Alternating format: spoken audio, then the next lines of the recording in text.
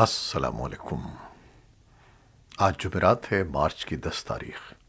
پاکستان میں اس وقت شام کے 7، بھارت میں 7:30، اور یہاں ہمارے اسٹوڈیوز کی گھڑیوں میں صبح کے 9 بج رہے ہیں۔ وائس آف امریکہ واشنگٹن کی اردو سروس سے میں ہوں خالد حمید، خبروں کے ایک بلیٹن کے ساتھ۔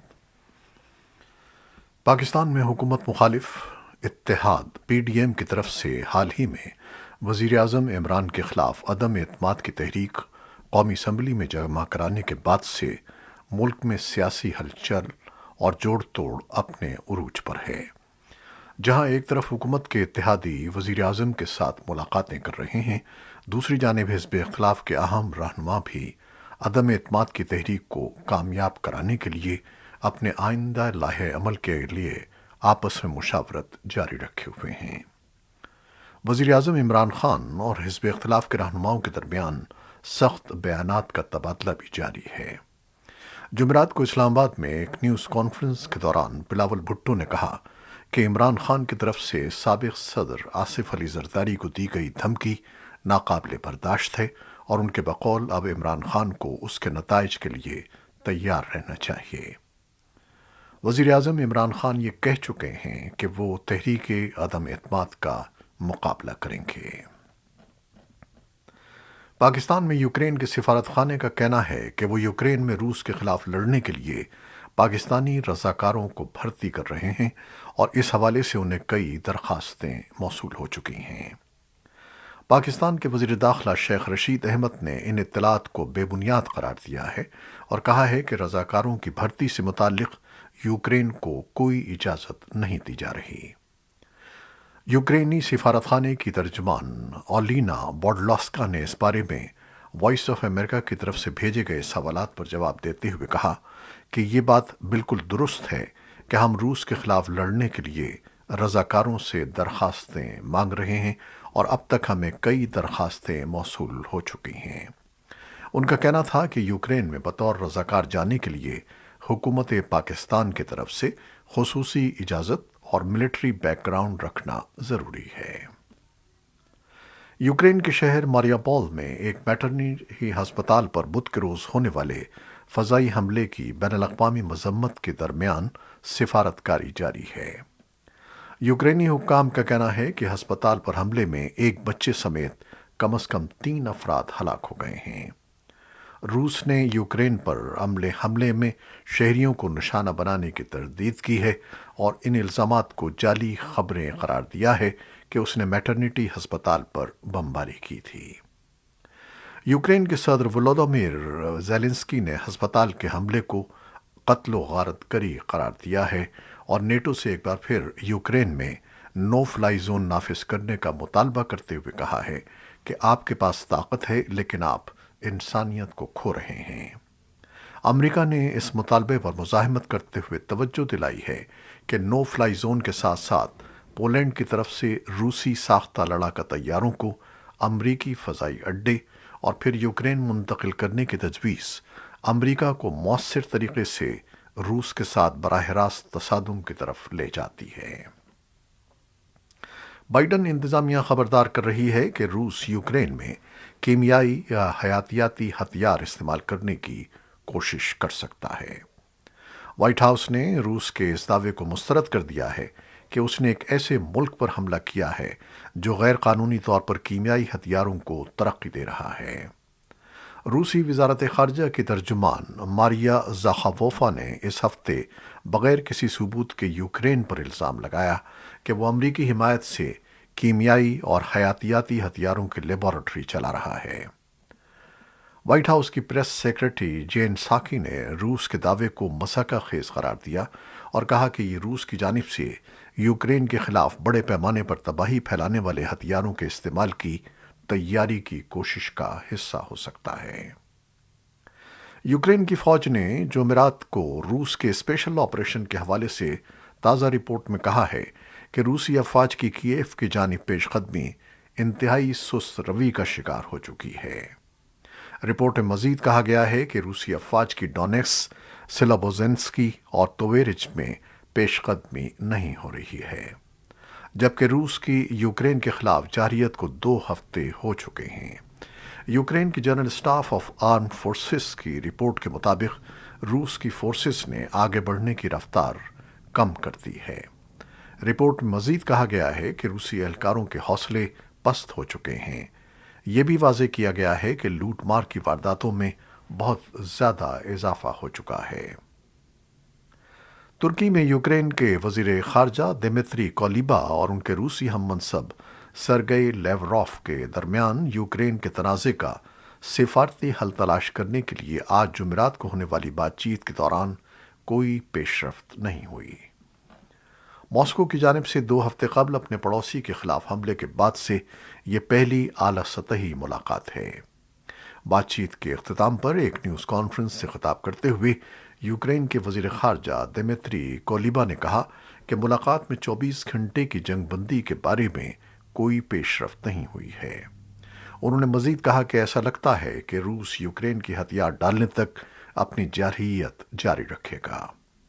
रूसी वजीर खारजा सरगेई लेवरॉफ ने अलग बात करते हुए कहा कि रूस की फौजी कार्रवाई मंसूबे के मुताबिक चल रही है और उन्होंने मगरिब पर इल्ज़ाम लगाया कि वो यूक्रेन के हवाले से ख़तरनाक रवैया अपना रहा है। तुर्की का ये इक़दाम बढ़ते हुए तनाज़े को हल करने की मुतअद्दिद सिफारती कोशिशों में से एक है। इसराइल और फ्रांस भी रूसी सदर व्लादिमीर पुतिन के साथ बराह रास्त बातचीत के जरिए बहरान का हल तलाश करने की उम्मीद कर रहे हैं।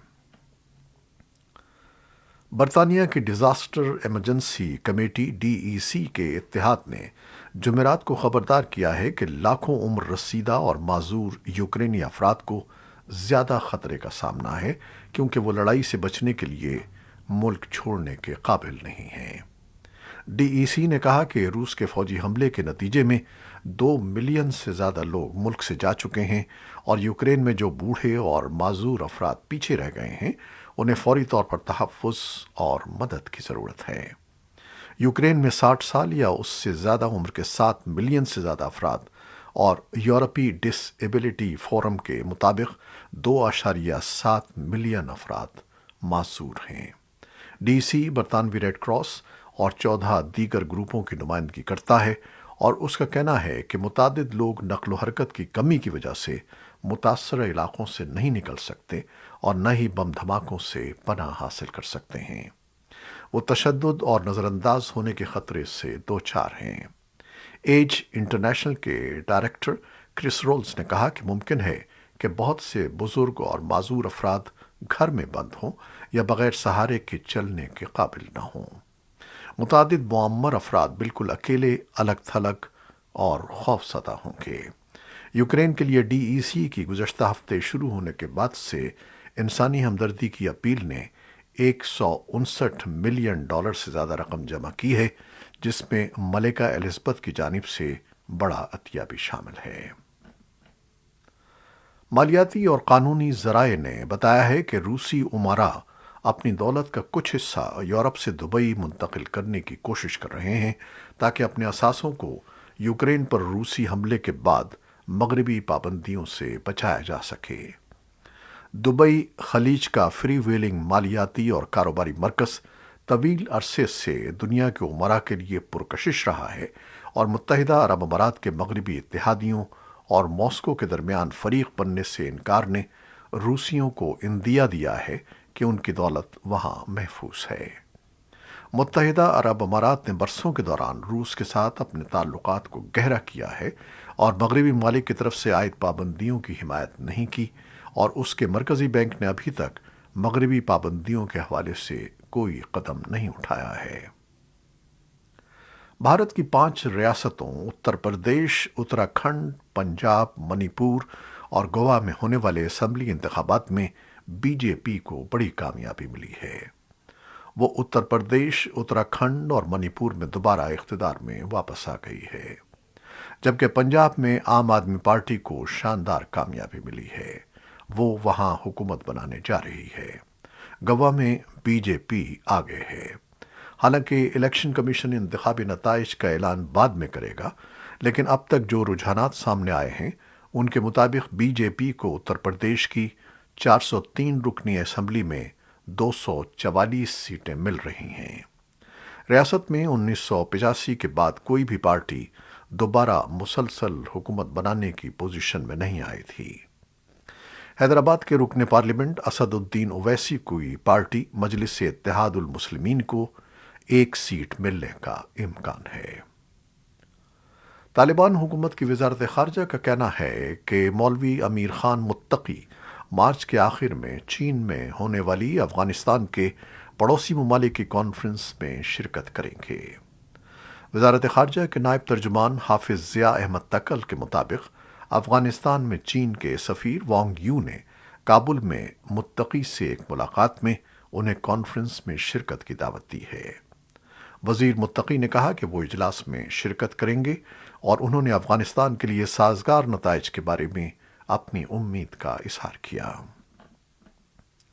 پاکستان میں موبائل فون کی ملکیت کے حوالے سے صنفی توافد 45% سے کم ہو کر 38% ہو گیا ہے، جبکہ اسی عرصے میں موبائل فون کے ذریعے انٹرنیٹ استعمال کرنے والی خواتین کی تعداد بھی دگنی ہو گئی ہے۔ پاکستان ٹیلی کمیونیکیشن کی موبائل جینڈر گیپ رپورٹ میں یہ انکشاف سامنے آیا ہے کہ ملک میں صرف 37% خواتین کو موبائل تک رسائی حاصل ہے اور ملک میں سماجی رابطوں کی ویب سائٹ استعمال کرنے والے صارفین میں ان کی تعداد صرف 22% ہے۔ پاکستان میں 7 دن کی بیٹی کو جان سے مارنے والے شخص کو پولیس نے گرفتار کر لیا ہے۔ ملزم شاہ زیب کو میاں پولیس نے ضلع بکھر کے علاقے دریا خان سے گرفتار کیا ہے۔ ڈسٹرکٹ پولیس افسر میاں اسماعیل الرحمان کھاڑک کے مطابق ملزم کو مخبر کی اطلاع پر گرفتار کیا گیا، جس کے خلاف تفتیش جلد مکمل کر کے چالان عدالت میں پیش کیا جائے گا۔ ملزم شاہ زیب نے بیٹی کی پیدائش پر ناخوشی کا اظہار کیا تھا۔ اس نے اپنی 7 دن کی نومولود بیٹی کو 5 گولیاں مار کر ہلاک کر دیا تھا۔ 7 دن کی بیٹی کو گولیوں سے مارنے کے واقعے پر معاشرے میں بڑے پیمانے پر غم و غصہ پایا جاتا ہے۔ خواتین کے حقوق کے لیے کام کرنے والی سرگرم رکن فرزانہ باری سمجھتی ہیں کہ جب تک معاشرے میں خواتین کے خلاف ایک خاص سوچ اور رویے کو بدلا نہیں جائے گا، ایسے واقعات رونما ہوتے رہیں گے۔ امریکہ کے صدر جو بائیڈن نے کرپٹو کرنسی کی سرکاری نگرانی سے متعلق ایک ایگزیکٹو آرڈر پر دستخط کیے ہیں، جس میں فیڈرل ریزرو پر زور دیا گیا ہے کہ وہ یہ معلوم کرے کہ آیا مرکزی بینک کو اپنی ڈیجیٹل کرنسی بنانا چاہیے یا نہیں۔ بائیڈن انتظامیہ کرپٹو کرنسی کی انتہائی مقبولیت کو ایک ایسے موقع پر دیکھتی ہے جس میں اس کے خطرات اور فوائد کی جانچ ہو سکے۔ کرپٹو کرنسی مارکیٹ کا وائلڈ ویسٹ سے موازنہ کرنے والے افراد اور مالیاتی صنعت کو اس صدارتی ایگزیکٹو آرڈر کی بڑے پیمانے پر توقع تھی۔ یہ حکم اس امکان پر تشویش کے ساتھ جاری ہوا ہے کہ روس یوکرین پر حملے کے جواب میں مغربی اتحادیوں کی طرف سے عائد مالی پابندیوں کے اثرات سے بچنے کے لیے کرپٹو کرنسی کا استعمال کر سکتا ہے۔ جنوبی کوریا کے نومنتخب صدر یون سک یول نے جمعرات کو کہا کہ وہ امریکہ کے ساتھ اتحاد کو مضبوط کریں گے، ایک طاقتور فوج تیار کریں گے اور شمالی کوریا کی اشتعال انگیزیوں کا سختی سے مقابلہ کریں گے۔ ملک میں سخت مقابلے کے بعد انتخابات جیتنے کے چند گھنٹوں بعد یون نے کہا کہ ان کی خارجہ پالیسی کا مرکز امریکہ کے ساتھ مضبوط اتحاد قائم کرنا ہے۔ جنوبی کوریا کے نومنتخب صدر کی واحد 5 سالہ مدت مئی میں شروع ہونے والی ہے۔ کچھ ماہرین کا کہنا ہے کہ یون حکومت ممکنہ طور پر واشنگٹن کے ساتھ تعلقات کو مضبوط بنانے اور ٹوکیو کے ساتھ تعلقات کو بہتر کرنے میں کامیاب ہو جائے گی، لیکن پیونگ یانگ اور بیجنگ کے ساتھ تصادم سے بچ نہیں سکتی۔ یون نے ماضی میں سبکدوش ہونے والے لبرل صدر مون جے ان کو پیونگ یانگ اور بیجنگ کی طرف جھکاؤ اور واشنگٹن سے دور رہنے کے لیے مورد الزام ٹھہرایا ہے۔ آسٹریلیا کے وزیر اعظم کا کہنا ہے کہ وہ مشرقی ساحل کے بڑے حصے میں سیلاب کے بعد قومی ہنگامی صورتحال کا اعلان کریں گے۔ سیلاب کی تباہ کاری میں 22 افراد ہلاک ہوئے ہیں۔ وزیر اعظم اسکاٹ موریسن نے بدھ کو یہ اعلان شمالی نیو ساؤتھ ویلز ریاست میں سیلاب سے تباہ ہونے والے علاقے لزمور کے دورے کے دوران کیا، جہاں گزشتہ ہفتے 4 افراد ہلاک ہو گئے تھے۔ मॉरिसन ने एक बयान में कहा कि कौमी सतह पर हंगामी सूरत-ए-हाल का ऐलान इस बात को यकीनी बनाएगा कि हमारे तमाम वसाइल दस्तयाब हैं और ये कि खिदमात और मदद की फराहमी में किसी भी रुकावट का सामना नहीं होगा। गुज़श्ता मौसम गर्मा के दौरान तबाहकुन जंगलात के आग के रद्द-ए-अमल में दिसंबर सन 2020 में कानून मंजूर होने के बाद ये इस तरह का पहला ऐलान है। कोरोना के बारे में खबर। वर्ल्ड हेल्थ ऑर्गेनाइजेशन WHO ने बुध के रोज़ इस तशवीश का इजहार किया है कि बहुत से ममालिक कोविड टेस्टिंग में तेज़ी से कमी कर रहे हैं। सेहत आमा के पेशावर अफराद की निगरानी की सलाहियत को रोक रहे हैं। WHO के डायरेक्टर जनरल टेड्रोस एडहानम गैब्रियस ने जेनीवा में इदारे के सदर दफातर में ब्रीफिंग के दौरान कहा कि आलमी सतह पर केसेस और अमवात में कमी आ रही है और बहुत से ममालिक ने पाबंदियां ख़त्म कर दी हैं, ताहम वबा ख़त्म होने में अभी वक्त लगेगा।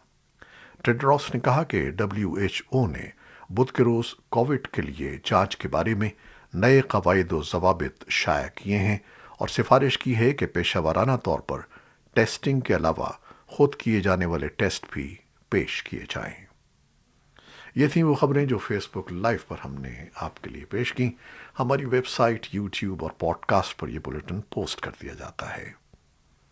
आप हमारे बुलेटिन को शेयर करते हैं और अपने कमेंट्स में अपनी मोहब्बतों और दुआओं का इजहार करते हैं, जिसके लिए हम आपके फर्दन फर्दन मशकूर हैं। अपनी इन मोहब्बतों को, इन दुआओं को जारी रखिएगा। खालिद हमीद अब आपसे इजाज़त चाहता है। अल्लाह हाफिज़।